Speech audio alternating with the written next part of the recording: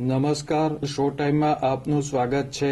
ભાવનગરની ખાનગી હોસ્પિટલમાં મહિલા અને તેના નવજાત બાળકના મોત મામલે ન્યાયની માંગણી સાથે મૃતકના પરિવારજનોએ હોસ્પિટલ ખાતે દેખાવો કર્યા હતા।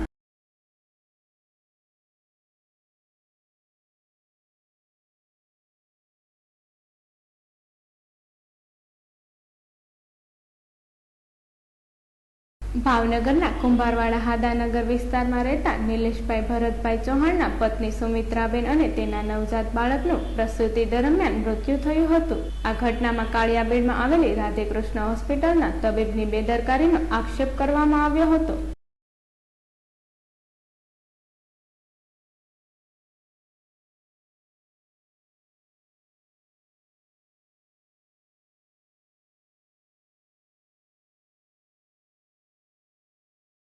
આજે સર તખ્તસિંહજી હોસ્પિટલના પોસ્ટમોર્ટમ રૂમ પાસે મૃતક મહિલાના પરિવારજનો મોટી સંખ્યામાં એકઠા થયા હતા અને ન્યાયની માંગણી સાથે દેખાવો કર્યા હતા।